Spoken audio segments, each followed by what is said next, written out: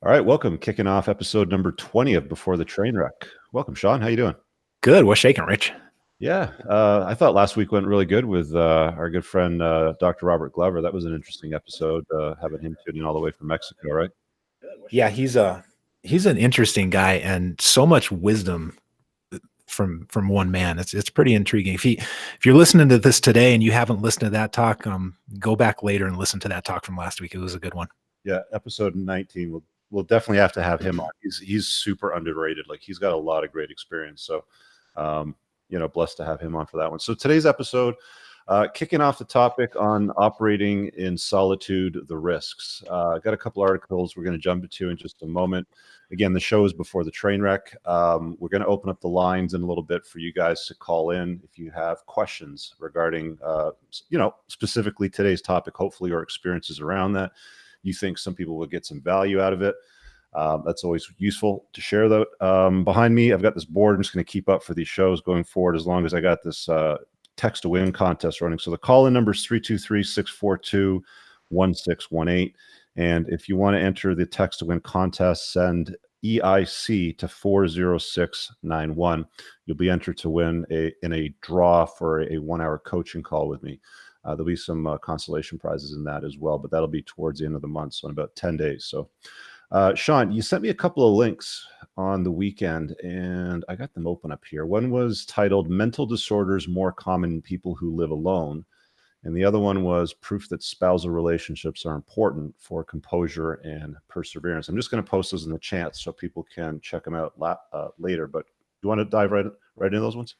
Yeah, I sent these to you for a reason. This first one, mental disorders more common in people who live alone. What they were doing is just looking at low-level common mental disorders like depression and anxiety, and they find out that they're more common in people who are isolated and not in romantic relationships. And then this other one, Proof That Spousal Relationships Are Important for Composure and Perseverance. That's a very enthusiastic title. It doesn't prove anything, but what they did is they found some evidence that people tend to handle stress and anxiety a little better when they got their spouse next to them, I assume, provided that things are going well. So the reason these two jumped out at me this week is did this video several months ago about why you shouldn't date feminists. And it was kind of a rhetorical point because, of course, you shouldn't date feminists. But I explained why you shouldn't date radical feminists, and it's because the ideology precludes happiness. You can't be in that club and be happy at the same time. And partnering up with someone who's unhappy is just a recipe for disaster. So as I read through the comments on these videos, I have a couple of them actually, good comments, some of them very insightful. And every once in a while, someone will pop up and say, well, the only answer is to write off women altogether. And I've always thought that was kind of an interesting response because presumably they're trying to manage risk. And, I get it. I understand the motivation there, like why you would want to write women off altogether. I wrote an entire book about how risky it is to be in relationships with women and how you manage that risk. But here's the thing. You don't get a free lunch in any of this. Like just because you eliminate one sort of risk doesn't mean that other sorts of risks don't pop up. And there's no way to turn it into a free lunch. Like none of us are getting out of this alive, right? So something's going to get all of us. And so if you eliminate entirely this source of risk, which is a profound source of risk, what then shows up in its place? Well, we have these little quantifiable things, these two little studies that came up, and I'm sure that the guys who commented on my videos, I'm sure none of that applies to them. It only applies to other guys, that other people would be more vulnerable to mental illness and so forth. But what else shows up? Like what risk are you inviting in if you choose to live in solitude? And it kind of got me thinking about just life in general. Like if you think back to those times in your life when things were going poorly for a while and you had to deal with some stress and some the world kind of bearing down on you. And at some point, I'm sure your best qualities came out and helped you get through that. But I'm sure also that in those moments when I think back on myself and people that I've worked with and they go through these periods, some of your worst qualities show up in those times too. Like maybe you become stingy, maybe you become kind of a jerk, maybe you become really self-centered, or you become the person who abuses the cashier at McDonald's, because that's always classy behavior. Things that you would not want on your resume, right? These are the things that show up when you're under duress for a while. And when you're living in isolation, when you choose isolation, one of the things that's going to happen is that those worst qualities are going to start reasserting themselves. Like, you're going to drift in the direction of some of your worst qualities. And why is that? Well, it's because we're social creatures. Like, we're not made to be alone. We're made to keep each other in check. And there's something that you can get when you're partnered up with someone and you're in the same boat and you're building something with them that you're not going to get from anybody else. I could give you an example. I was noticing something in my wife here recently, this little reaction that I was getting from her that displeased me. And so I asked her, what am I doing that's causing this reaction in you? And I asked it very specifically in that way. I was very careful with my wording. I said, what am I doing that's creating this reaction from you?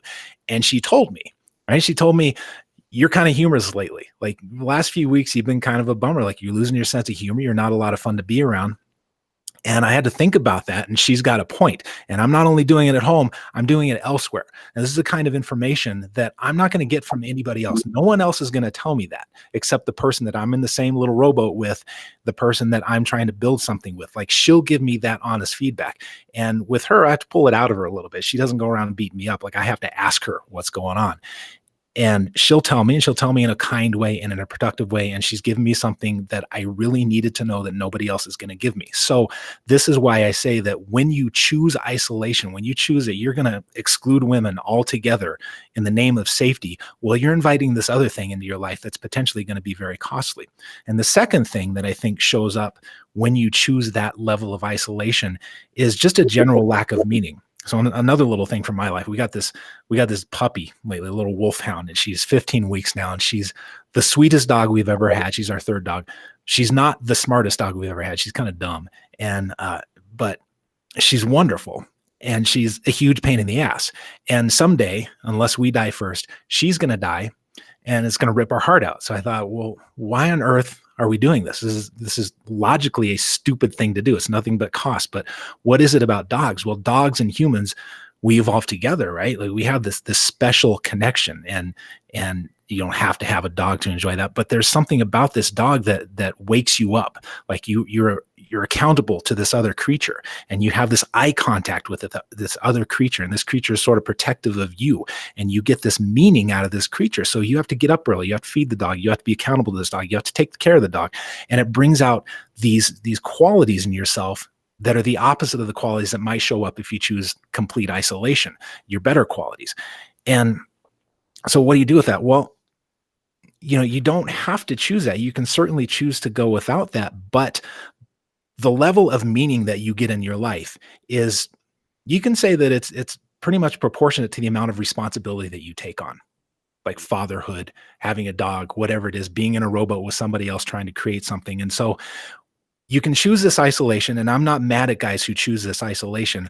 I just want guys to be aware that there is no free lunch here, that something's going to get you. And when you choose isolation, you're also inviting in other problems that you need to be aware of and you need to account for one way or another. Yeah, and both men and women do this. I mean, you see women that do it when they're like, well, I don't need a man, and they go and start collecting cats, and they basically run this life of solitude without masculinity. And then you get guys that kind of just go off the other end of the scale, and they'll buy dolls and put AI programs on their smartphone and talk to their dolls, sort of thing, and just avoid women completely. So that's kind of the kickoff topic tonight. I know we got Alex waiting on the hangout. He's one of the guys in my men's community who wants to talk about kind of the monk mode that he's been diving into. So we're gonna come to you in just 1 second, Alex. I just want to shout out to the super chat, Steve on the East Coast. Thanks for that, man. He's just saying thank you for making this available. We got a few hundred people watching this live right now, and there's only 45 thumbs up. So if you guys could show a little love and just give it a smash, pound it, whatever it is you want to do, just smash that thumbs up button, let YouTube know this is good stuff, and they should put it out in the recommended feed for anybody that's subscribed to the channel.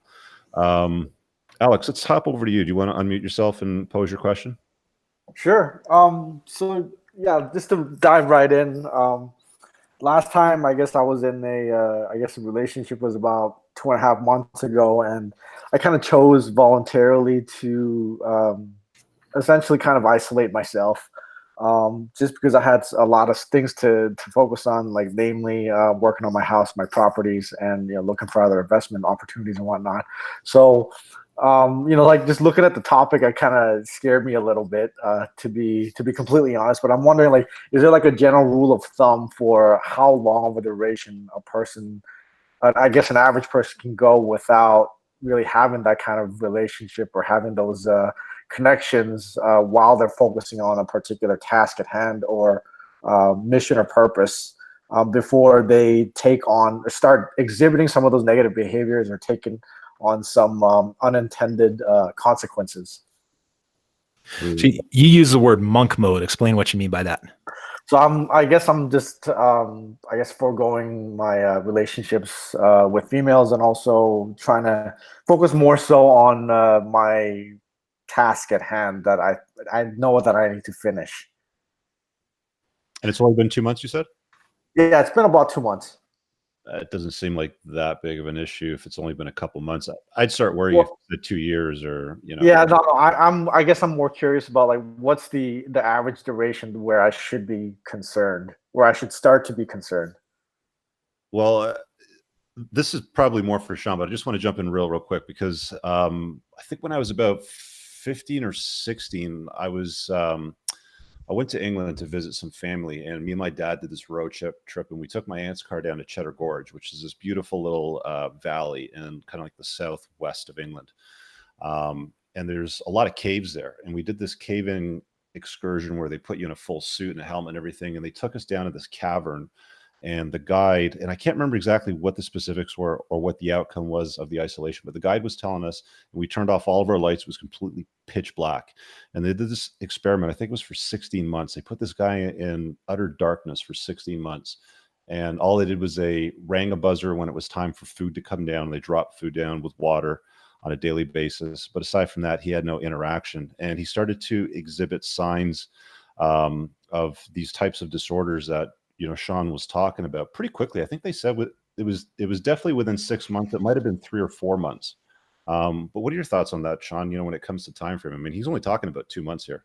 Yeah, well, I had a couple thoughts on this. One is that you know, Rich and I both talk about how you got to have your mission in order before you do anything else. And so if your mission needs to be put in order, then the time frame is whatever time frame it takes to put your mission in order. That's my thought on it. But in terms of this, you know, us being isolated as creatures, it's really not good for us, that extreme isolation you're talking about, Rich. Like, this is why what's administrative segregation is what they call it in prisons now. God, I'm struggling for the word here. Isolation if misbehaving, right? Yeah, like they'll lock you away by yourself. And people who work in prisons are starting to recognize that that's actually a form of torture in a way, because what happens when somebody's in isolation for that long, for days on end, where they only have like a half hour where they interact with somebody, they start turning schizophrenic. Essentially, they start hallucinating, they start becoming a little bit psychotic and paranoid. It's really not good for us. But you're nowhere near this. You're talking about getting yourself squared away so that you can get back into the game. That's a completely different thing. That really doesn't concern me at 2 months. What is it about it that concerns you? Well, I guess maybe I'm being a little bit paranoid just by reading the topic, but like, you know, I guess I'm concerned that if I go over whatever the particular threshold is where I would start taking on negative impacts of essentially isolating myself by choice.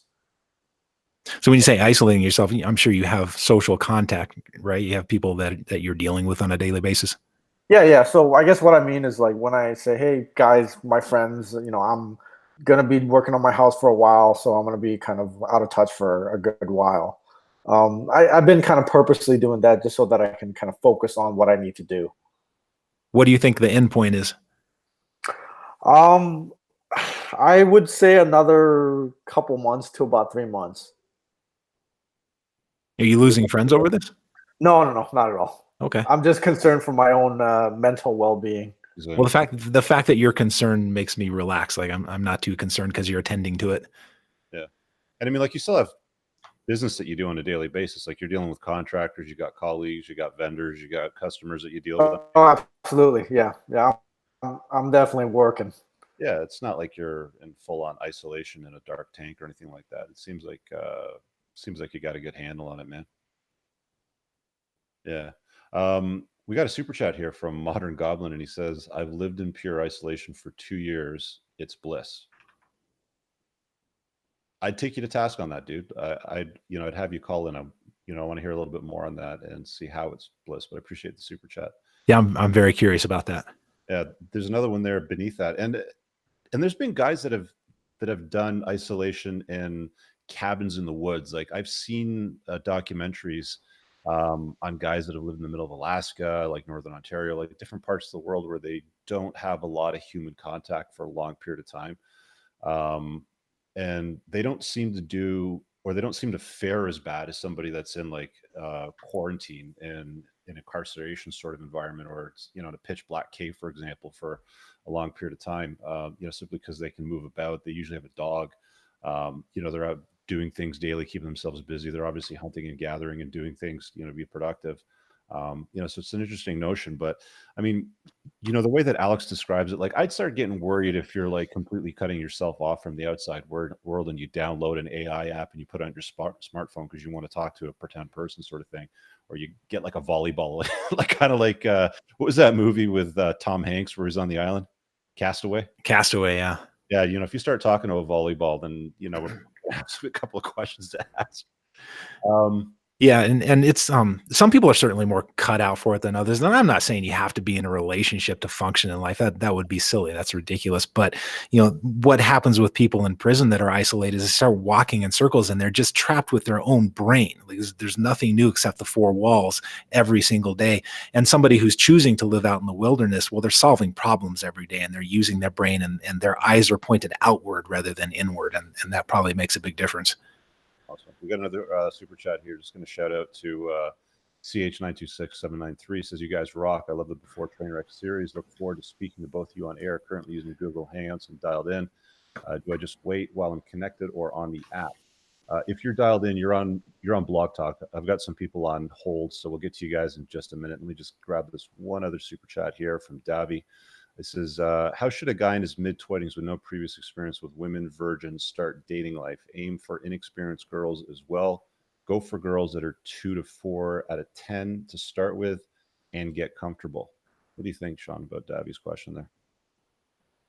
It's an interesting question. I think if you think about it as in a developmental way, like one of the things we do when we're adolescents is we start playing around with relationships, and they're short-lived and they're not very deep. But like in high school, kids will have relationships that last a couple of weeks, and it's just practice runs. And so if you've never done that sort of thing, think about what you would do as a high school student, but don't do it with high school students, do it with adults. And I think you'll be okay.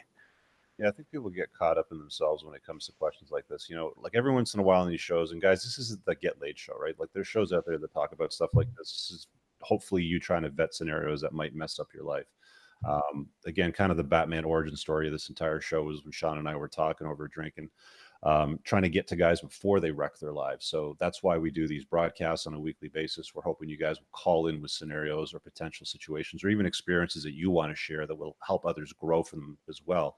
But to avoid the problems, not actually, deal with problems like let's get girls sort of thing.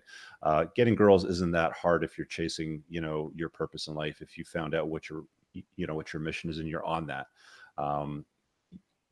It should be a compliment to what you're doing. It shouldn't distract you or, be the focus of something like that. But again, appreciate the super chat on that. There's one more there from Phil. He says, more thumbs up if you didn't lock off the chat. More thumbs up would come if you didn't lock off the chat. So the reason why the chat is locked off to members only is because YouTube has a habit of delisting and demonetizing these broadcast. So the only way that I can keep people out of the chat that are trolls is by making it members only. So if you're a member, it's $4.99 a month. It helps the creation of content on the show. So you guys can watch these broadcasts. You can all chat, or you can just, super chat your questions too. But that's the reason why that's there. So it just keeps things a little cleaner as far as the keywords that end up in these chat broadcasts, because those things can trigger all kinds of problems for us. Let's go to the calls. We got a bunch of people on the lines. We'll hit 525. Looks like they've been waiting the longest. So you're on the air, 525. How you doing? Hello? Hi. Can you hear us okay? Hear me? Mm-hmm.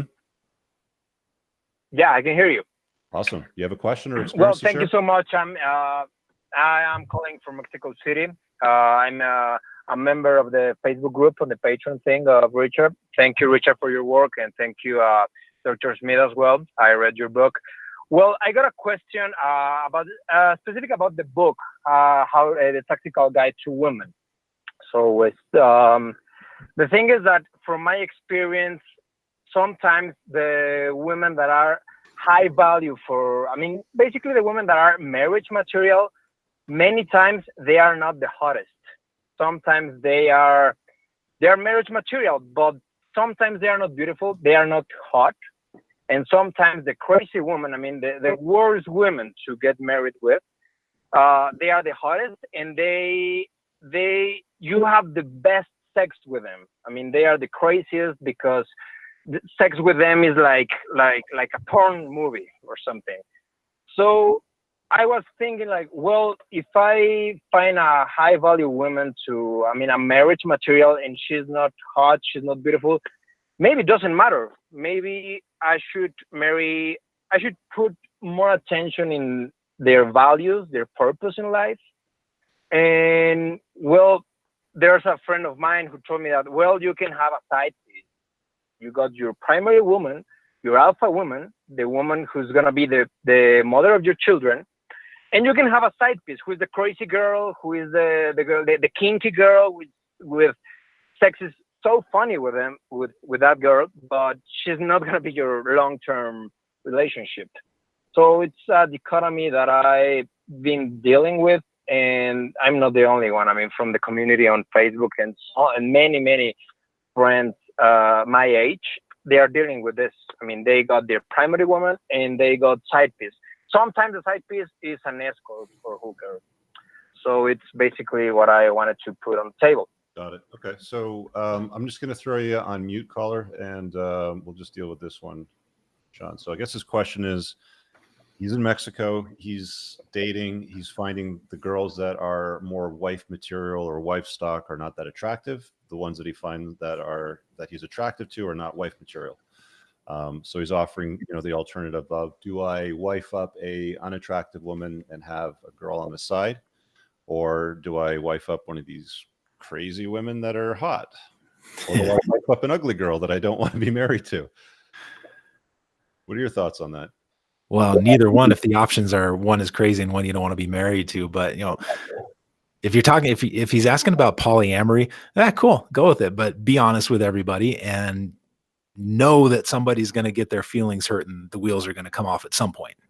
Yeah, I think it's, Esther Perel talks about it a lot in her books, where she says, we in North America live in a declared monogamous relationship, but operate in a clandestine, adulterous sort of way. Whereas in Europe and other parts of the world, it's more or less the opposite, where it's kind of understood that you have a side girl in places like Spain, Italy, Greece, places all the way around the world. So I don't think it's that uncommon that somebody in Mexico would be talking about something like that. But like Sean says, if you're going to get into that, I guess you kind of want to, I mean, if it's culturally acceptable, then go for it, right? I mean, if you want kind of the ugly wife and, breed with her, but you've got your girlfriend on the side. But I mean, how many women you want to deal with? I mean, women are a handful. They're going to distract you from your purpose and what you're doing. So I don't know. It's one of those things that I guess you got to decide for yourself. I mean, there are good looking women out there that aren't, crazy.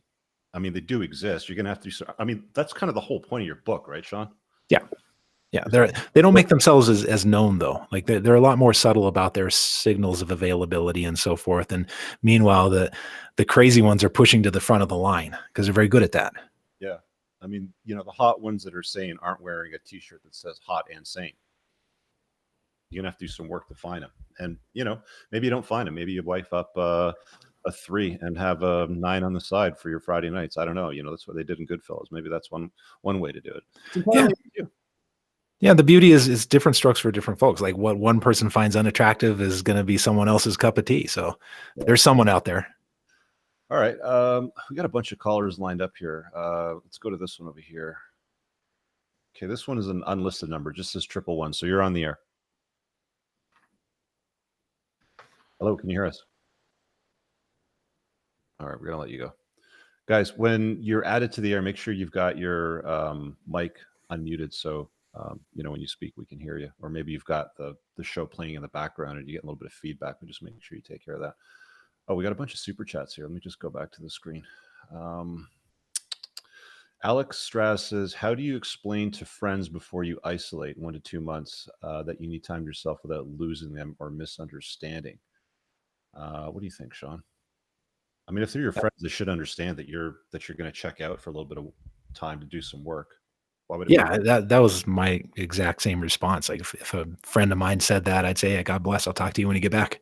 Yeah, like if I had somebody that was just blowing up my phone, texting me or calling me all the time, and it's like they want to impose themselves on my days while I'm working on something, it's like I'm busy, right? It's like I've had people that have been like, "Hey, I'll be there in 2 hours. Boil a kettle, let's have a coffee," sort of thing, and I'll just be like, "No, I'm working. You can't come by." Like, are you dying? No. So I'll see you in a couple of days then, right? Like I'm busy. So I don't think it should be that big of a deal. I mean, sometimes people will try to get in your space and, take up your time, but it's up to you to set those boundaries, right? Yeah, especially if you're self-employed. I don't know if you've noticed, but we're both self-employed, and man, it's like everybody thinks that all your days are free because you're not punching somebody else's clock, and you really have to be firm about those boundaries. Yeah, definitely. Dylan super chat, thank you. And Alfredo, $50, dude, awesome. Thank you. Cheers to you, man. Alfredo says, "Want to say thank you for continuing to create this type of content. It's helped me tremendously. So thank you for that." Guys, you can throw super chats in there, ask questions, or you can dial in. The call-in number is 323-642-1618. And there's also this text to win contest that we're running. So if you text 4069, text EIC to 40691, you'll be entered into the draw for an hour-long coaching call.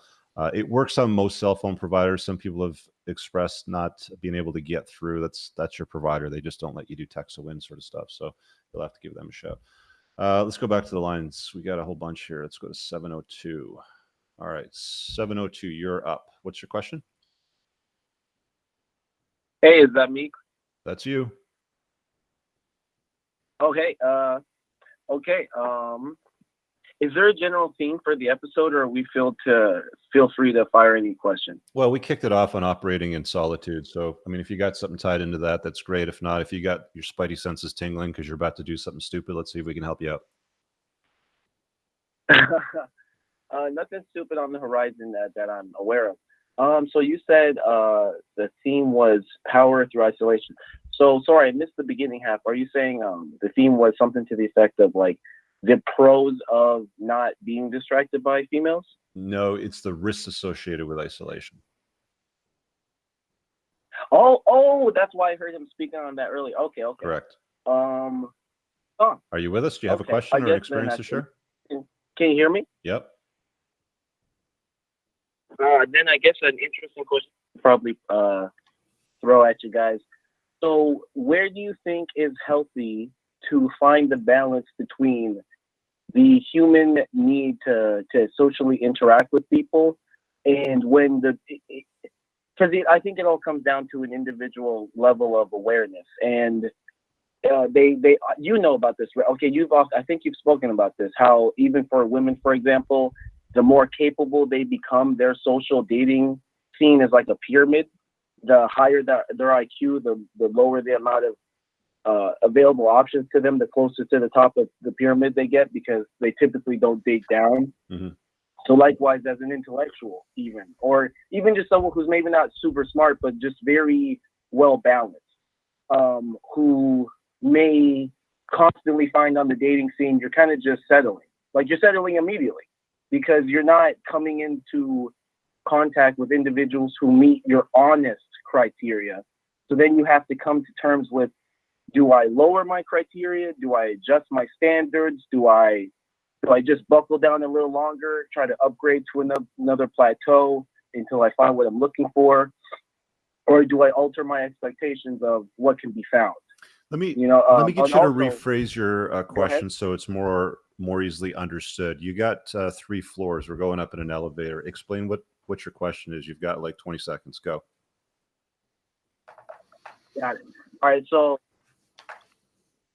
could you outline the happy medium between solidarity and the pros of it versus the cons? Versus the pros and cons of actively participating in the dating market, but simultaneously feeling like you're not finding the standard. Like, what do you do if you don't meet someone who meets your standards? Do you settle? Do you evaluate how you could get? So, like, let's just even say Yeah. you keep dating dumb chicks and who are hot but young and dumb, and that's Got it. the city you live in, that's the work environment, etc. Got it. How So- do you deal? Yeah, okay. So like I get what you're saying, which is fairly similar to the guy from Mexico that called in earlier. What do you think, Sean? So it's essentially a question about settling, right? Yeah. Yeah, I'm not big Yeah. on settling. You know, like, why would you want to settle? Like, there's a whole bunch of marriages out there that are just in a train wreck right now, just because somebody settled for the person that they didn't want. I mean, Chris Rock did a great stand-up bit about it in his Never Scared tour, where he was talking about how women are pissed off because they didn't marry their first choice, right? And I think women probably settle more than what men do. Although I know a lot of guys that do settle too, but why would you want to settle? Like, why would you want to get yourself tied into a social contract that's BS, that invites a state to decide what happens with your money, your access to your kids if things don't work out? Why would you settle? Like, why would you retire for something like that? It's a dumb idea to begin with, but why would you settle to get into a marriage or a long-term relationship with somebody that doesn't fill your cup, that drains you? That's my fault. I shouldn't have even. I probably articulated myself poorly. I didn't even mean settling in the idea of marriage. Just settling. Okay, let's create a hypothetical. Let's say that you literally can't seem to find someone that can meet your criteria just for a simple coffee, just for a simple bite to eat. Yeah. And so, do you move? Do you start going on dating, or do you reevaluate your sources of females? Because I live in Las Vegas, and I'm just gonna put it simple. We call it the city of sin. The culture here is less than up to snuff, to keep it simple. And at some part, it's kind of like that old expression, "when in Rome." But then it comes: do you adjust your standards, or do you adjust your? If you're in a large location, maybe, metropolitan city like Las Vegas and you can't find attractive women to go out with that you can have a conversation with, I'd probably take a good hard look in the mirror. Right. I mean, if you're in the middle of nowhere, Idaho, then I'd be wondering, right? Sorry. I didn't mean to cut you off. Not physically attractive, mentally. Okay. And how do you assess that before you meet them? Exactly. No, that's kind of what my question was how do you adjust your credit? Because let's say, for example, you have all these, and they could be totally flawed. But you know, the way that men are brought up, especially if they have fatherless homes. Okay, so what you're saying is, how do you assess their mental capacity before you meet them? I'm sorry? So what you're saying is, how do you assess their mental fortitude before you meet them? Well, what you should even be looking for, what you should honestly expect. Yeah. Well, and how to adjust your Well, I think you want genuine desire, and you want them to demonstrate that quite clearly before you even waste any time. I mean, they should be asking you questions like, where do you live? What do you like to do? Have you been to the Hoover Dam this year? Did you take the Maverick helicopter tour over the volcano? Blah, blah, blah, sort of thing. Like, if they're just going to talk about handbags and shoes and how they like pink and sparkles, it's probably a pass, right? And you can save yourself a lot of time. Yeah. Do you have any tips for like where to find women of like because I joked with my boys. I was like, I mean, I guess you can go to a library. Like, you could, yeah. Where do you go to? Yeah, I'm sure you could find somebody kind of interested in a library. But at the end of the day, man, like, you're in Las Vegas. Like, are you trying to find wife material, or are you just trying to find somebody to date? Or are you looking for some plates to spin, or what are you doing? Wife material. You're gonna have a hard time finding it in Vegas. Sure. Vegas is a transient party town. Exactly. Yes. Okay. What do you think, Sean? That's where my business is, so I'm kind of. Well, I like the first part of his question. Like, how do I know if it's me or if it's them? How do I know if my standards are off? And I think that's a really smart question, and a really good way to explore that question is with friends and family, that ones that you can trust for honest responses, because maybe your standards are off. But there's also this question of goodness of fit. Like, I don't know much about Vegas. I go there because I like to look at the sparkly lights and watch the people, but I don't know anything about the culture. And so it could be that there's a culture there. Like, we have Boulder, Colorado, which is close to where I live, and it's a god-awful place for anyone who's anywhere to the right of Stalin to try to meet somebody, just because there's a culture there. And if you're hard left and you're way on that end of the spectrum, yeah, you can find all kinds of women there that will fit the bill for you. But so the point is, I think I'm just echoing what Rich said, that maybe there's a goodness of fit problem with the culture. You said you got a business in Vegas. Is that why you're there? Oh yeah. Yeah. I run a logistics firm. Yeah, you're a very successful business owner. Not yet. I just started it 2 years ago. I'm 27.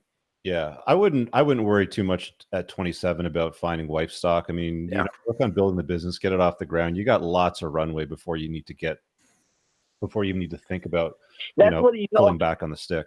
Well, and why do you even want wife material? What's the long-term mission here? I'm glad you asked. Okay, so you know what's funny? Okay, and I'm not gonna. And I'm curious your advice on this. What do you do if you're a man with what baby fever? Because it is a thing, and it's like it's a curse because I'm too self-aware. So I'm looking at it. I'm like, I'm 27. My business is like 5 to 8 years from where I realistically would want to have kids. And in the long term, I want to be I want to at least be married for 3-4 years before I have kids, right? And I want to be with the girl for like 3-4 years before we get married. So then I'm like, holy shit, I'm 36. like I'm like, wait, how old am I at this point? And that's if I met her yesterday. And so I'm just seeing the clock ticking away, and I'm like, am I going to be that dude who's 40 with a girl who's 30? How is it going to work out? And I really do want kids because I've always wanted to see a part of myself that had a good chance at life, that, had the right wisdom and the right guidance so that they could flourish young instead of taking till they're fucking 20 to get it straight. So caller, what do you like to do for fun? Like when you're not working? Honestly, research. You research. So what do you research? Research. What do you usually research for fun? Play with my dogs. Okay, so you got dogs, right? Yeah, I got 3 of them. All right, so you got a dog park. Can you take the dogs for a hike? Can you find a chick that likes hiking? Chicks that hike are pretty straight up good. Yeah, I met a chick hiking once. So you know what it is? I think I should just get out of the town. I've literally met 2 different chicks who were married, who did not tell me they were married for a few months. One of them, I didn't find out she was married till I came. I did a surprise visit, and her husband answered the door. Whoa! And she still wanted to hang out after. Whoa. And it's like, she was a great girl. Where did you meet her? Great girl. Yeah. Well, she's not a great girl if she's fucking around on her husband now, is she? Well, that's the thing. A part of it, I think, the culture, the music, the energy, the standards are just totally tilted. And where did you meet her though? Did you meet her in a nightclub? Like, so where'd you meet her? Making it up as they go. Where did you meet the married chick? I met her at it was like a group hiking event, and there was like a little station where you can get drinks and refreshment and stuff. And she was very attractive. I approached her. She was with a different group, and like that's part of what blew me away too is the complicitness of someone there must have known she was married, and she wasn't even wearing a ring, and she's been married for like 4 years. And anyway, that's just one example. All right. It seems like a common thing of infidelity. Okay, so here's what I want to do, because I got like over a dozen calls waiting right now. So we got to kind of try to wrap this up and get this guy as much value as possible. So let's do this in like 2 minutes, Sean. So here's my pitch. Stop putting so much emphasis on the whole baby rabies. If I don't find a chick, my sperm is going to dry up by this time and I'll be a 48-year-old man, and you're counting down like the days on a calendar sort of thing, like a convict does in the jail cell where he's scraping the wall out of desperation, trying to count down the days to get the hell out of here. Just go about your life, man. Do your thing. Walk your dogs. Maybe you're going to run into married chicks that are going to lie to you and, be like that. I don't know. Are they in an open marriage? Is she lying to you? Like, what is it? But just kind of go about your day and understand. And most importantly, understand female nature. Read Sean's book, The Tactical Guide to Women, because he'll help you vet so you can separate the riffraff from the higher quality ones. Make sure you read the Rational Male series, at least the first 2 books. And if you don't understand them or they're not clicking properly, read them again. Read them 3 times, read them 4 times. I've gone through Rollo's first book like 5 times, right? Sean, go ahead. Yeah, and I'm right there with you, Rich. And the books that I would add is read Esther Perel's book, Mating in Captivity, because that gives you a good sense of what domestic life can turn into if it goes bad. Read Robert Glover's book, No More Mr. Nice Guy. I mean, there's so much stuff out there for you guys that wasn't there when Rich and I were coming up. So take advantage of that. But here's the thing: like I asked you why you're looking for a wife, and you gave a very clear answer. I like your answer. You want kids, you want family. You're getting anxious about it, and if you don't manage that anxiety, the anxiety will take you to the place you don't want to go. And I see this all the time. Like you're going to, if you act on desperation, you're going to end up in bad places. So slow it down, do what Rich is saying, focus on your business, focus on the information, and you'll get there. Yep. All right, man. Oh, awesome. Thank All right. you. We're going to let you go. Thanks, brother. Also, before I go, I just want to say I love what you guys do. I just love it. Thank you. Thank you. Can't say Appreciate it. enough. Appreciate it. Thanks. Thanks, man. All right. We'll let that one go. Just going to hop back over to the chat because there's a few super chats I want to acknowledge. Guys, we've got like 154 thumbs up and there's like close to 500 watching. Give us a smash the thumbs up, man. Let YouTube know that you like this stuff and you're watching it for a reason. It really helps me out. Chris P says, back in 2010, I set myself a goal to achieve. I had to put women on the side for a while. Greatness requires sacrifice. Took 7 years to get it done. Yeah, I mean, like we've mentioned this before. Our friend George Bruno has that, has that classic line. MGTOW is a nice place to visit, but you don't want to live there, sort of thing. So, greatness does require sacrifice. Like Sean said earlier, there's no free lunch. We got another one here. CH926 says, I think I was on the phone line. I didn't realize I got unmuted. Oh, okay. So just call back in then if you got dropped. So the call in line is 323-642-1618. Sorry, did you want to just fill in on something there, Sean? I heard you take a deep breath. No, I think I was just, I don't know what I was doing. Catching my breath after that last guy. I usually pause when somebody's like, so it's like somebody's about to say something. Okay, so let's hop over here back to the lines. We got 952. I'm going to throw you on. You've been waiting for a bit here. All right, 952, you're on. Can you hear us? Cool. Yep. Hey, guys. Appreciate Yeah, can you hear me? Yeah, you're good. Fire away. Go. All right. Well, appreciate everything you guys do. I'm out here in Seattle, 27, going to medical school. Got about a year and a half left of school. Kind of where I'm at right now is I've listened to a lot of your guys' stuff, read the books, doing really well. With school, got a little business I'm building on the side that's going to kind of help set me up. So when I graduate, I got some other side hustles going on. Kind of my question is piggybacking off the last one, especially is trying not to avoid dipping the pen in company ink at the moment, because there are a couple of women on campus that just through proximity and being around each other all the time get to know each other really well, and they're really cool, and I'm trying to vet that.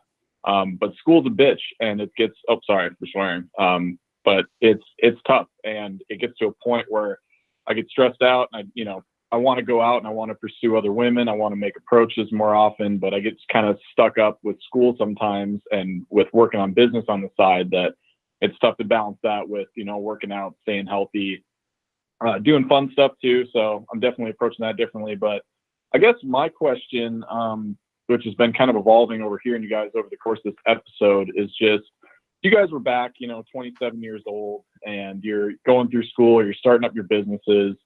You want to have kids at some point, like what the last guy was saying, and obviously not getting too overwhelmed with that.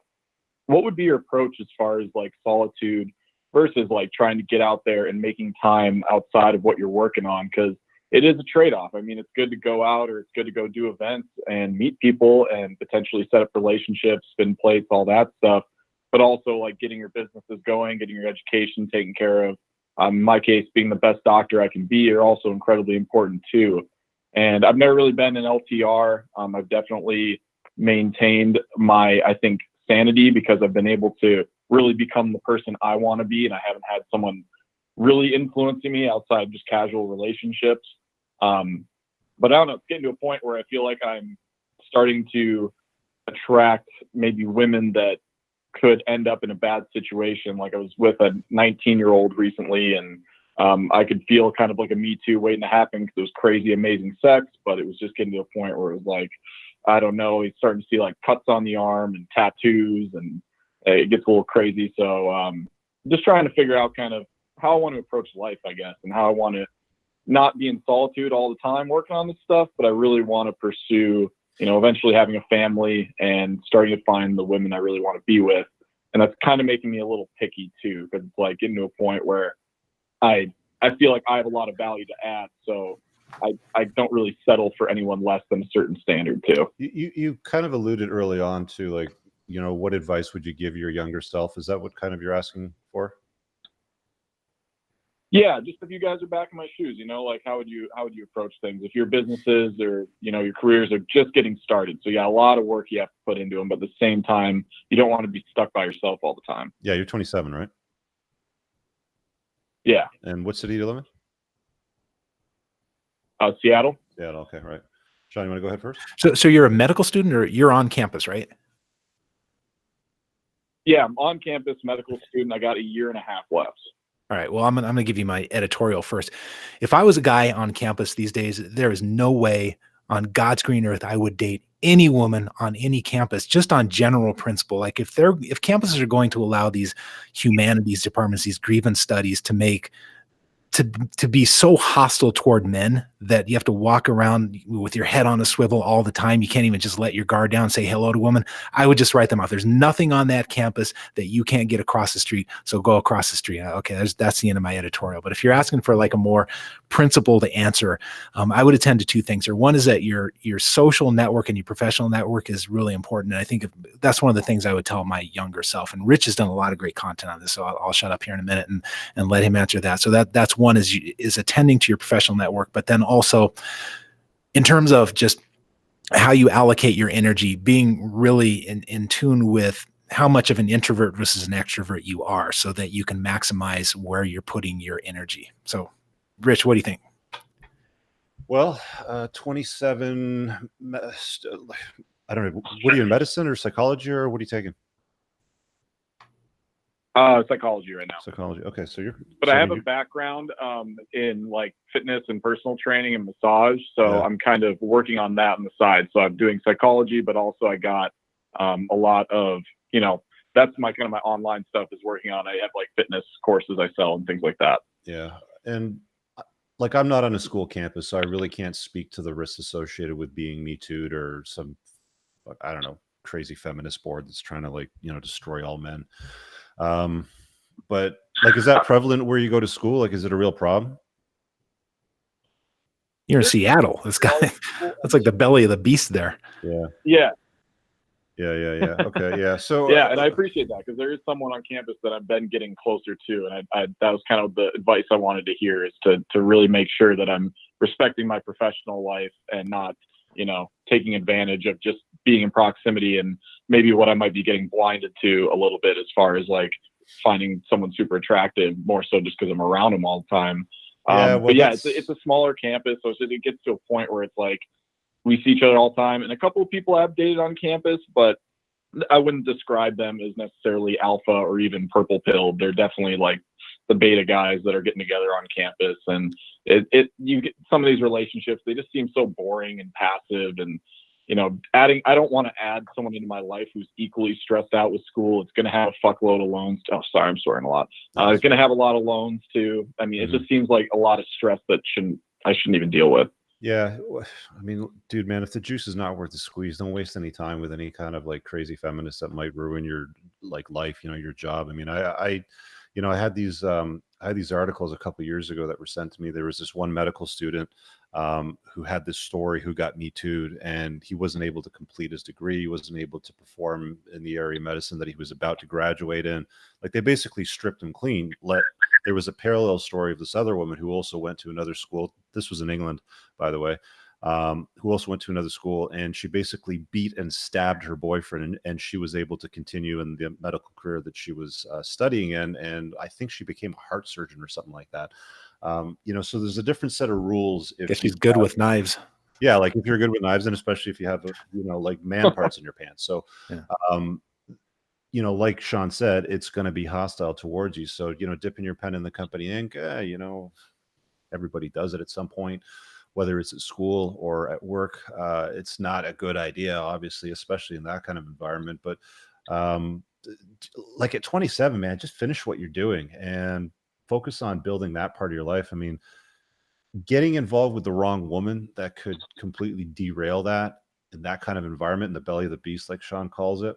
I don't know, man. Like, I wouldn't want to throw away all those years of school, the student loans you might have piled up over a girl, over 5 minutes of, like, there's lots of places you can go where you can have your fun if you want to spin plates. You don't have to deal with the campus sort of stuff. But I think you should just focus on yourself and your mission, and just make sure you don't get distracted from that. As much fun as you're going to have as a guy with an attractive girl, even the ones that make your toes curls and mountains crumble to the sea and fireworks shoot at your butt when you have sex with her. The juice ain't worth the squeeze if you lose your degree, if you can't practice, if you can't use what it is you're going to school for, right? You got to be super careful. Amen. Cool. Thank you, guys. I appreciate it. Yeah. All right, man. Good luck with that. Good luck. All right. Thanks. Tough one, eh? Conk's in here. He just quit his job this week. Welcome, Corey. How you doing? Got any more calls? We got a lot more calls here. What do we got? 850. Let's take a quick break on the calls. How are we doing for the likes? Still don't have it up over 300. Come on, guys. There's a thumbs up button. If you hit it, it goes blue, and it lets YouTube know that other people that are subscribed to the channel should be watching this. It really helps me out a lot. Also want to shout out to the channel sponsor, Tactical Soap Company, pheromone infused handmade natural soap. There's always a link pinned in the description. If you like the content that I'm creating and you're showering, which I assume you are, why not grab some Tactical Soap? Let's go to the next caller here. 314. Okay, let's throw 314 on the air. Here we go. 30-minute wait. Sorry for the wait, 314. How you doing? Hello? Hello? You're on. Hello? Oh, boy. Awesome. Can I you hear have us? something that's pretty on topic, Okay. just about isolation and the pros and cons of it. I was in a long-term relationship for a little over 3 years, and she left about a year ago. Yeah, it kind of put me in a weird spot. I had just started a new job where the hours were a little rough. It was waking up at 3 a.m. I had never paid all the bills on our apartment by myself before. So that was another added pressure. And kind of all these things combined, I was spending pretty much all of my time by myself.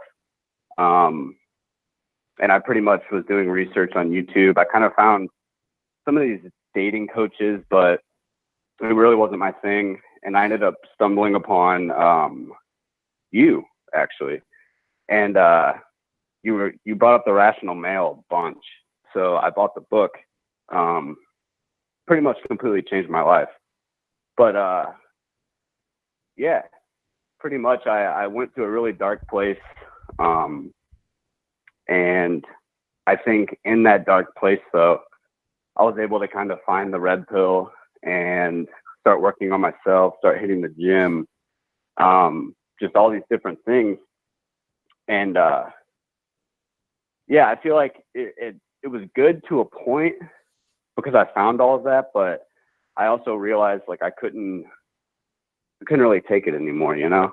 And I think that's why you see a lot of these MGTOW guys are so angry. I just don't think, I think it's beneficial in a way for a short period of time if you need to figure some things out. But I think in the long term, it's just, yeah, it's not a good thing. Couldn't take what anymore? Being by myself, trying to figure out where I went wrong, what went wrong. And I mean, through finding the red pill and the Rational Male, learning all these things, you know, I realized why every relationship I ever had failed. I realized why my last one failed. Pretty much I just look at everything, you know, through a different lens now. And I'm watching, like, I mean, I just watched one of my buddies marry a girl, adopt her son, have another son with her.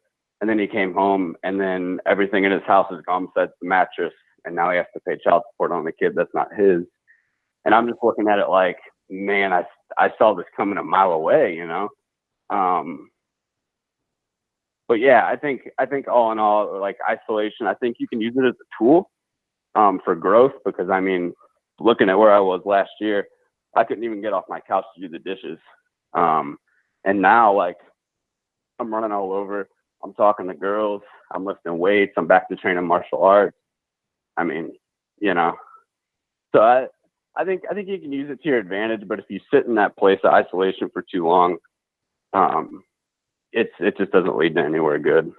All right, I'm just gonna throw you on a mute here for a second. So Sean, so question for you. Let me just put it out to you this way. Do you think a guy is better off going into like a monk mode, like isolation, than dealing with women in the environment that men have to deal with today? You know, with the hostility towards men, with Me Too, with the risks that could potentially be associated with it, with, you know, even the example with this guy that wifes up this woman that brought a kid to the table, already had another one, and then he's on the hook for paying child support for 2 kids, one that's not his. Yeah, well, first off, I'm not down on isolation, although I've been talking about it. That isolation is an amazing tool for getting yourself back on track. But I don't think that. I mean, I wouldn't have written the book that I wrote if I thought that isolation was the answer. I think choosing carefully and controlling your destiny as best you can. Like you can't control it, you can't eliminate risk. That's not an option. But you can isolate variables and you can minimize risk. Yeah, they have this coin term, next, right? So you find something that comes up that is got more red flags than a Chinese Communist parade. You say to yourself, next, and you carry on until you find something that might be suitable if what you're looking for is a long-term relationship or marriage or kids or whatever. But why would you allow yourself to get, you know, sucked into a scenario that just doesn't serve you? Too many guys do that, and it just doesn't end well. I mean, there's like guys that end up in train wrecks. This is really what we're trying to help fellas avoid, is that train wreck of making those bad choices. So I'm for taking some time and going into monk mode. It's just you don't want to push too far into it, man. You know, like I said earlier, if you're going to download an AI app on your smartphone and start talking to it for companionship, I'm going to start asking you some very uncomfortable questions about what it is that you're doing, and you're not going to like it.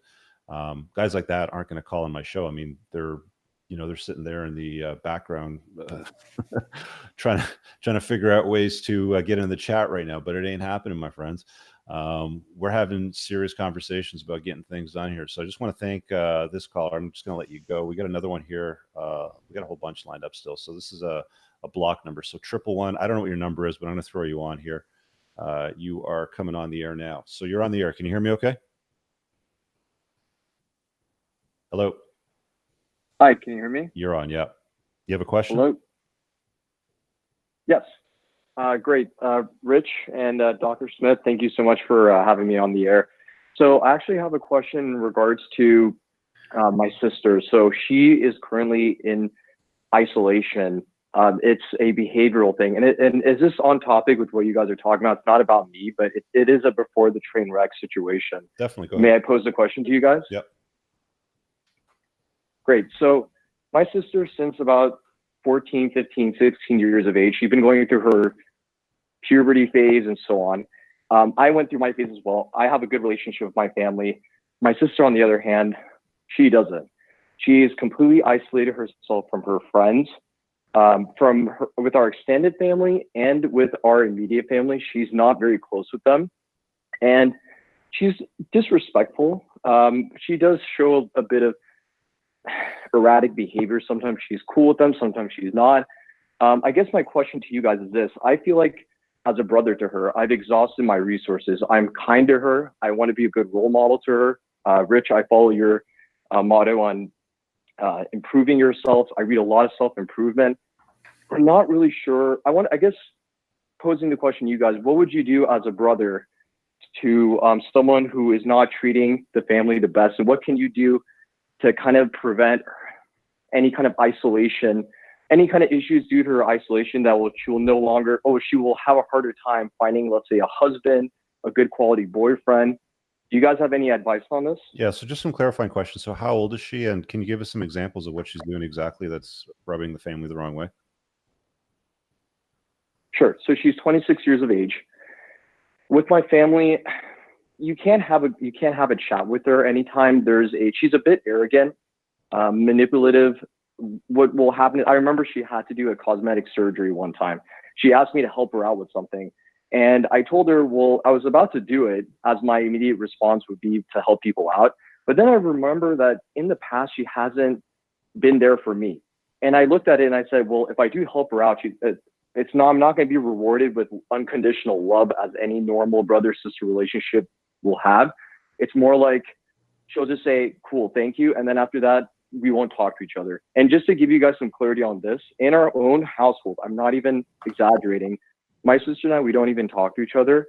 With my parents, she doesn't really talk to them either. She just says hi and like goes into the kitchen or whatever she needs to do. When I'm with my parents downstairs eating dinner, she's just upstairs, and then she'll wait for all of us to go upstairs, and then she goes downstairs to eat her dinner, which is usually at like 10 o'clock at night, and she'll watch Netflix. How old are you? I'm 28. And why are you living at home? I'm living at home with my parents, yeah. Why is that? And she's there too, right? Exactly, yeah. So I'm in grad school right now. I'm actually getting my MBA, and I have no problem per se at the moment to move out. I'm saving money, have a good situation. My family, we have like a good family business, so we have a good chemistry amongst each other. Okay, so you're not just in the basement playing World of Warcraft or whatever. Right. Yeah, exactly. All right, so what is your parents' stance on her behavior?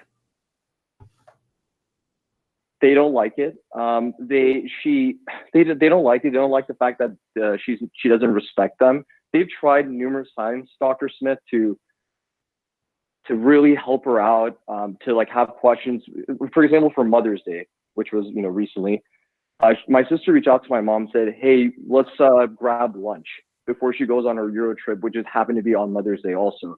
My mom said, as opposed to us having lunch, let's have a conversation where you and me can sit down and talk for about an hour and a half and just kind of talk about our relationship, which I thought that was not a bad idea. I thought that was really good, as opposed to my sister spending money on her and just kind of saying, "Hey, I took my mom on Mother's Day."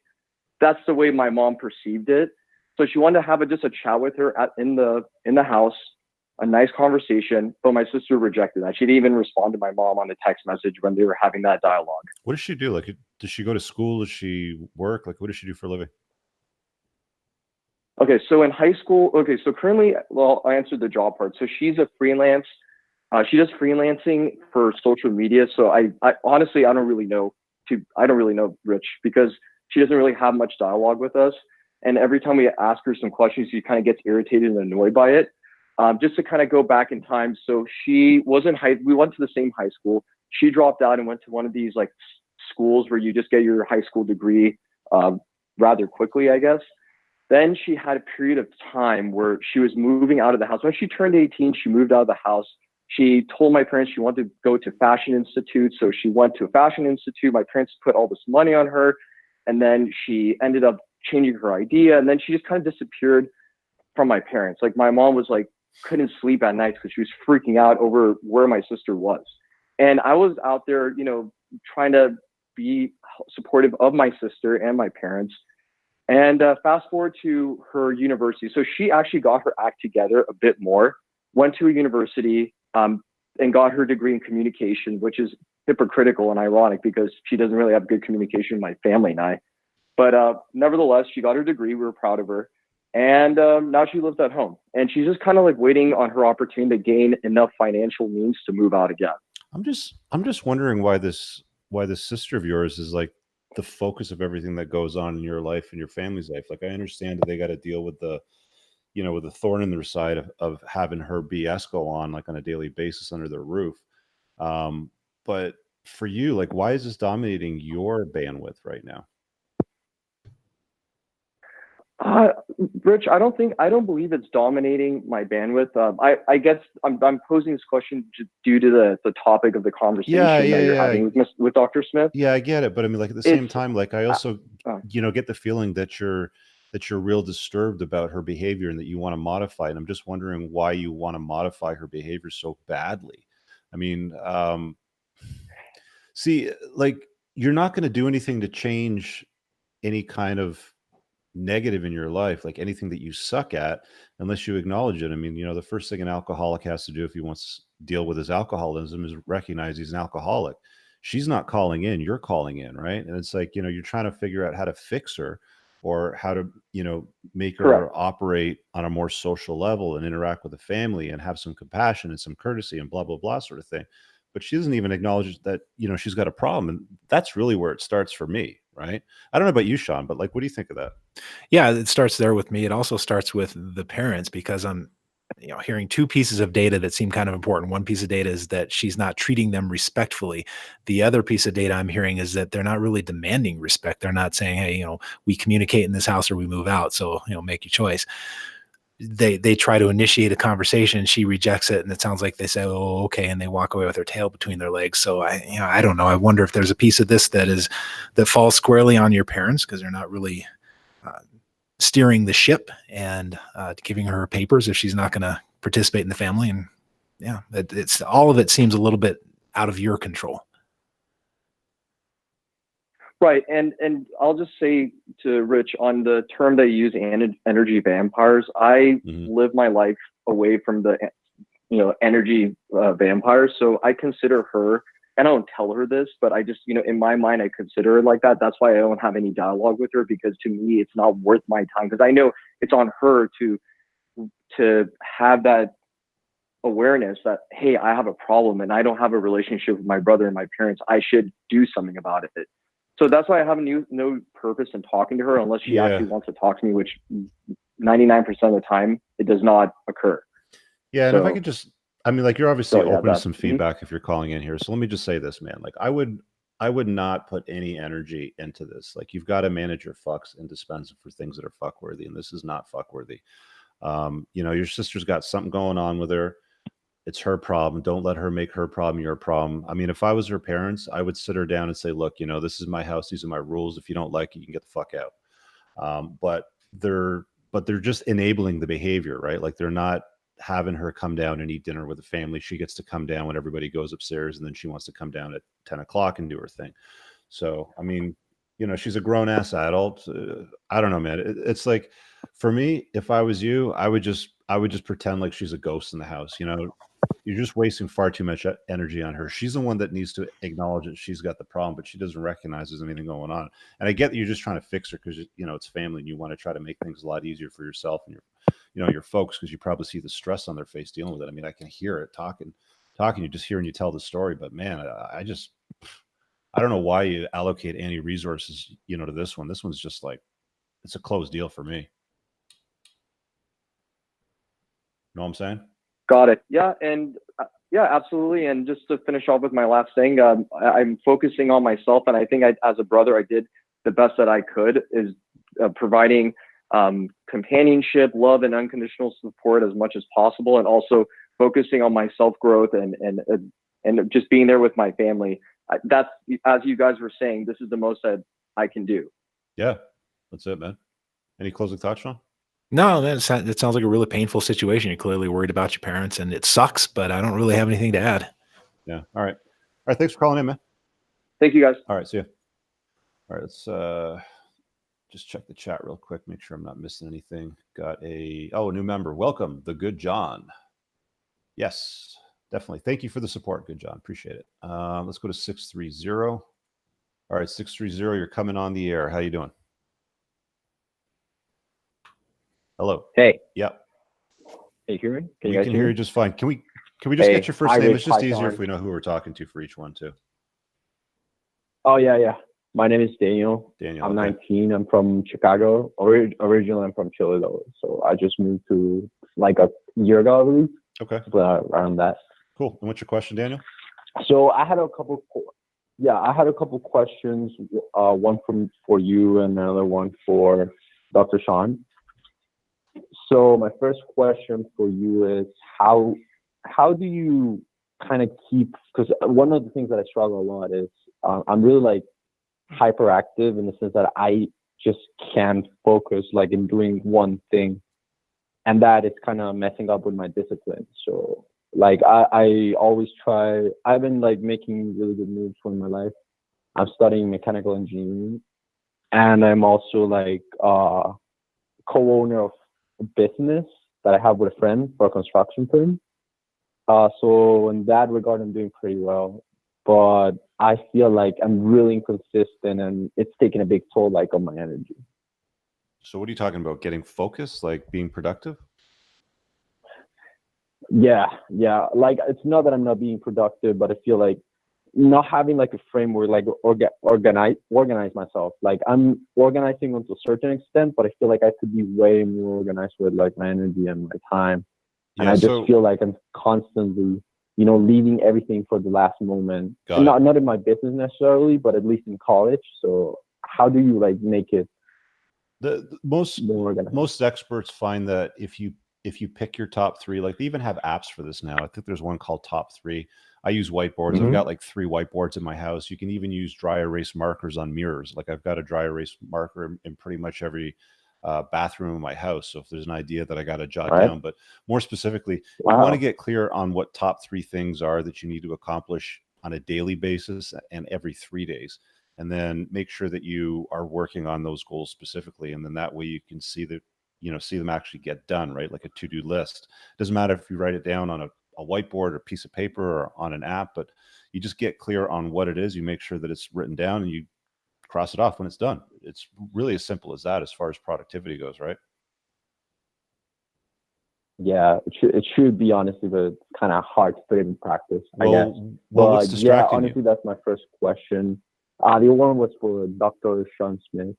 It was about the book. I read the book. It was phenomenal. I really loved it, and it felt like there was a misconception I had about relationships, since most of the ones that I've been, like, at least in Chile, they were pretty much not really serious relationships. You're young, you're like going around. Hang on, Daniel, let me stop you here for a minute here. Can I jump in? Yeah, sure. Okay. So I just noticed something, and maybe this is a little bit of what you're talking about. Like, you were on this track with Rich, and you're starting to explore how to get more focus. And he asked you a really important question, and he tried to zig and you zagged. And I wonder if that's a little bit of what you're talking about. Like, are you having trouble staying on one thing for more than a few minutes? Yes, exactly. That's like mostly one of my problems. I feel like lately I haven't been able to like focus on things like Okay. for an extended period of time. All right. So what we just saw here is a little microcosm of what's going on in your life at large, is what you're saying.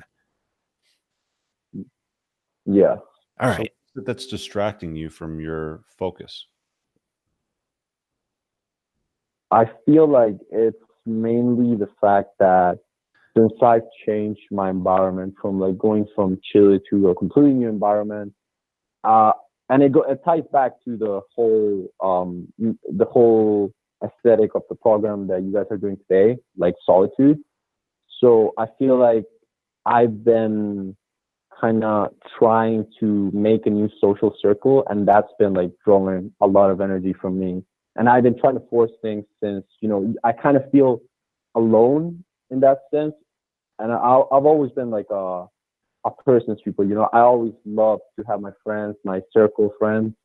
And now passing to a completely new environment where I really don't know anybody, and I've been like pretty much just working and studying, which is something that I do like, but it still has taken its toll on me, and I can tell like on my work. And So kind of, Daniel, I think something that you need to try here is, if you haven't done already, go see a psychologist and get yourself assessed for attention deficit disorder, and just ask the question, like, let's rule out the medical first. And if it's something as clear cut as you have some ADD going on, there's lots of strategies that will help you get more focused. But have you looked into that? no, I honestly should. Yeah, I think you should. Because how old are you? I'm 19. All right, 19. So if it does turn out to be something like this and you handle it at 19, you're going to save yourself literally decades of wrestling with this. So let's rule that out first.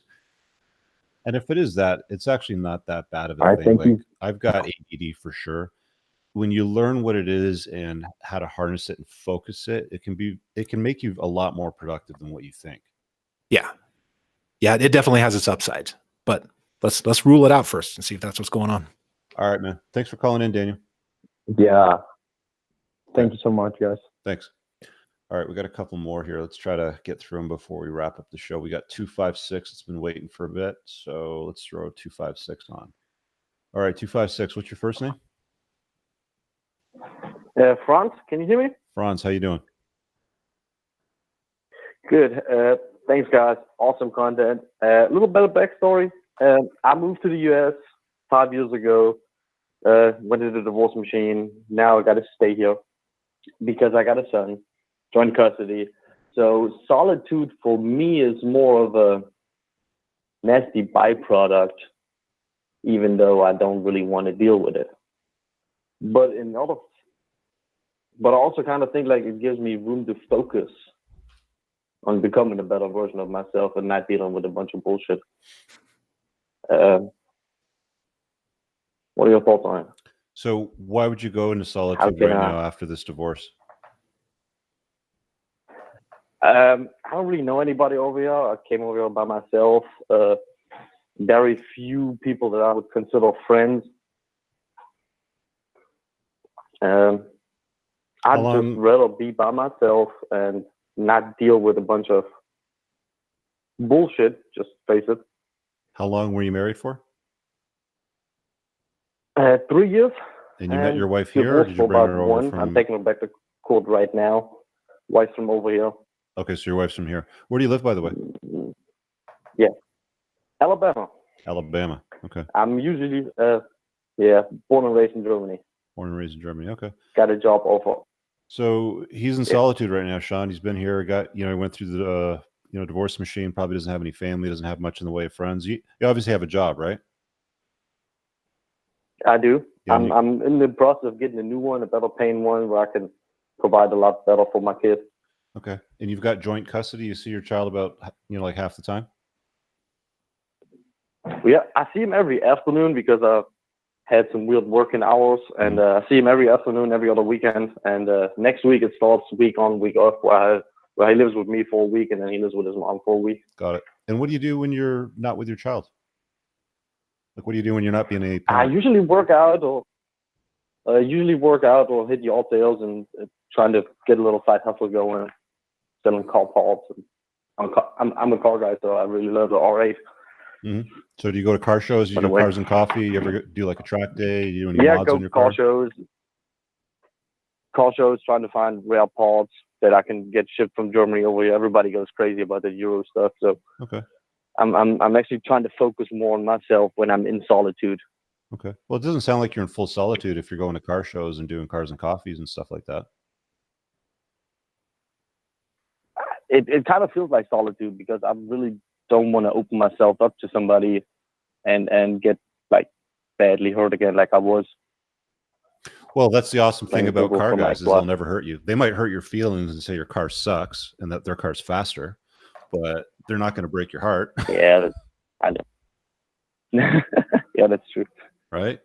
I'd encourage you to, dude, like one of the blissful things about divorce that guys don't get is you have freedom, the time that you're not required to be a parent.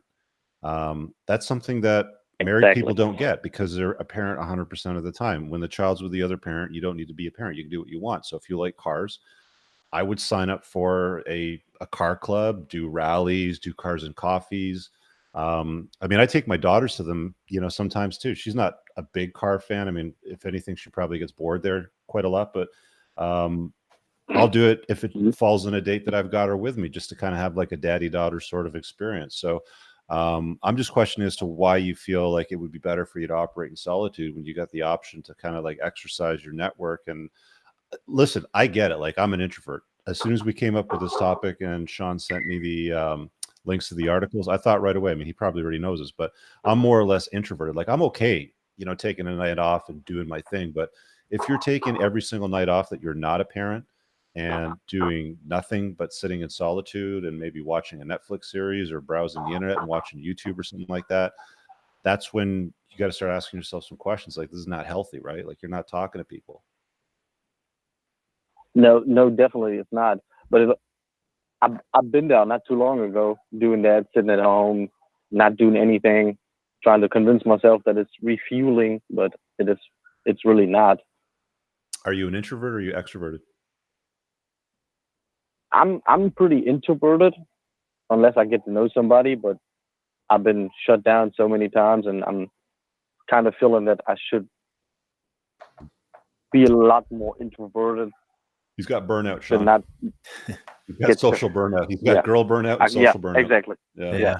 Got a couple thoughts here. One is that I'm introverted too. One of the things that helps us introverted guys, since we're not necessarily great at just chatting it up with people in a loose environment, is to network so that you have certain relationships with people that you have some accountability to them, because that gives you a role, and then that gives you a reason to talk, and it gives you a reason to connect with them, and you're not just sort of drifting around out there where it's not great for guys like us. But the other thought I had is kind of unrelated to what you're talking about, and that is, I don't know if you're looking to get into another relationship or not, but either way, one of the things that you got to do when you get divorced is you got to do that postmortem for yourself. You got to go back and look at why you chose, who you chose, how you related to them, what your contribution was to the problems, because if not, you just go out and you do the whole thing over again.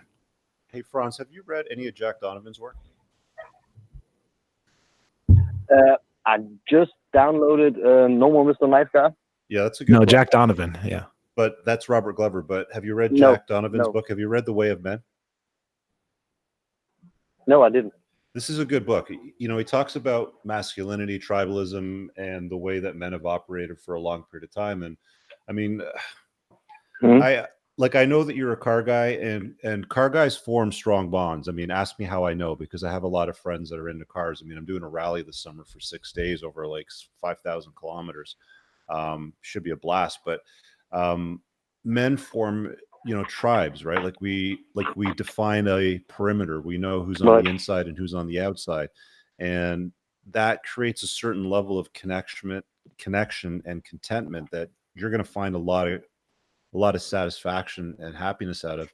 And I think that you're depriving yourself of it, and you're doing it unnecessarily, simply just because you're like, I had a bad experience with women, and I probably went through the divorce machine. It cost me a lot of time and money, and I have a bitter taste in my mouth. And that's cool. I mean, like, you don't necessarily, I'm not saying get married or wife up the next girl that you meet or anything like that. I'm not even saying date, but at least go out and do stuff that lights you up, that allows you to connect with other like-minded guys that do stuff. I mean, you said you like bringing in rare car parts from Europe into North America. Is there a brand or a specialty? Like, you like VW, BMW? Like, what's your thing? Usually Mercedes, old Mercedes, Ford, 90s. Yeah, 80s Mercedes. Yeah, and there's tons of communities that get together on a regular basis, and all they do is they just talk geeky car chat, man. They have coffee, and they, there's usually girls around whenever they have like a gathering. They always have pretty girls, with the umbrellas and the tight outfits. So, I mean, like, you'll always have lots of opportunity to interact and do those things, but you got to get out there and you got to put yourself in those environments, right? I mean, I've been to Cars and Coffees by myself a number of times, and I just start shooting the shit with people. I just walk up to them. Hey, that's an interesting car. Why this, that, and the other thing. And all of a sudden you're best friends after 10 minutes. Sounds great. I tried it before, but Alabama is definitely the wrong place for a guy with an old Mercedes. But hey, listen, I'm getting out there. I'm trying. Alabama may not have a lot of German cars, but I guarantee you there is a community of Mercedes loving guys in Alabama somewhere. I'm finding them. I'm gonna find them. Just go to Facebook and just search for Mercedes Club Alabama. Yeah. You'll probably find like a Facebook group for it or something. Yeah, I'm looking. All right, keep your eyes open, man. Thanks for calling in.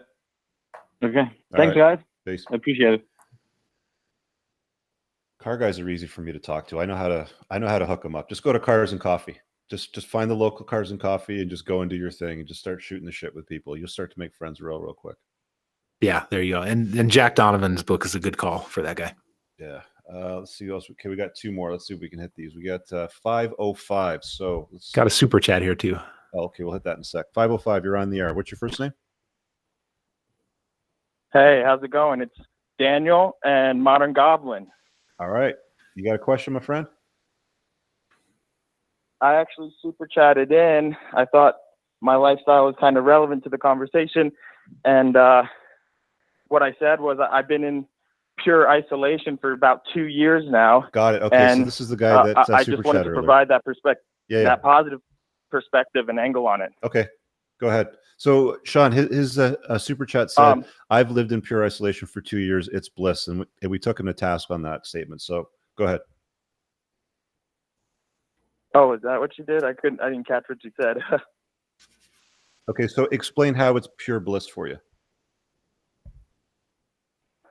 Well, I mean, I do whatever I want, whenever I want, from second to second, minute to minute basis. I'm a serial entrepreneur, so I've always been self-employed, and I have 3 gloriously failed businesses under my belt so far, and sort of onto the 4th, which is in those incubator and really time-consuming phases. So I'm going to take you to task immediately, because anybody that's a business owner needs to interact with people. So how is it that you've been living in isolation for 2 years? So that's an interesting aspect to this whole thing, because if you really have that drive for, ever increasing monetary benefit to yourself from your endeavors, you're absolutely right. You do have to. And any good business person will tell you, you have to interact with a lot of people that you don't even like, and some that you'll just truly detest even. So totally agree. I'm in a position now where I can sort of choose. I own a micro farm and I guess they would call a market garden. It's a pretty lucrative style of small farming. So I can choose to go into farmers markets and, make $200, $300, $400, $500 in a day if I'm looking for interaction. And then I can, be a salesman, upsell my product, and interact with a lot of people who, believe and are into the same kind of stuff as me. Or I can easily go and sell to schools in our state. There's federally allocated money for locally produced food. So I can go to a school district produce buyer and say, I got this much of this, and they'll say, I'll buy it. And that's a way that I could, if I didn't want to really have as much person-to-person interaction over the course of that month, I can sort of pick and choose. So I will call out my own sort of BS for a second. It's not pure, total isolation in the sense, like you said, there's guys out there who need to download an AI app or something. So it's nothing to that extreme of a point. That is definitely it sounds like you're more or less saying that I've got the flexibility to choose how I want to spend my time, when I want to spend it, and nobody can dictate to me how I do that and where I go and who I hang out with. And if you want to spend a night or two in isolation, you can do it. So, I mean, it's not like it's full on isolation like that dude that I was describing earlier that lived in the cave for whatever it was, like 360 days or 400 days or something like that. It's not like that. Yeah. So like when you're talking about isolation, how often do you interact with people? Like, is it every other day? I mean, you deal with people daily. I mean, you obviously run a business, so do you have contractors? Do you have customers that you got to deal with? This was another part. So, I interact with people related to business. I can do once a month. I can literally go drop product once a month. It take me 30 minutes to drive to a grocery store, and they'll take everything off my hands. And I can do that if I choose to. Or like I said, I could do 8 or 12 farmers markets in a month as well, and probably run through 1,000 transactions and 2,000 faces plus. So like I said, it's a full, I think I have a good answer for a few other people who have the question of where is the middle ground? Where can you sort of implement some of that monk mode mentality without facing these negative consequences that we know, scientifically speaking, true isolation will kill you. That's pretty much what the science says. And you guys talked about solitary confinement and whatnot already. So that middle ground for me, what I found is if you can truly pick and choose when and who you have to deal with, even within your business, and you're a true introvert and the type of person who, can spend 30 days alone with maybe only I call my brothers every day if I want to. I can call my parents every day if I want to. There's friends who call me, but I just tend to ignore the calls because, that's just true introversion manifesting. So the middle ground is pick and choose your business and your lifestyle that can suit who you are as an individual And you don't need to just blindly look at the science that says, look, this is what the standard male is, so this is what you are. And then think that, oh, if I isolate myself too much, I'm going to lose my mind. You can sort of you need to be more sensitive of yourself and your needs and desires, and a little bit willing to maybe reject that whole, yeah, I could do $1 million a year on the 10 acres if I wanted to interact with people constantly and network. But if that kind of stuff drives you crazy in life and you're doing okay and you're in the green or even in the black, you can maintain that if that's sort of the type of person that you are. So I come from that perspective of blending the two worlds.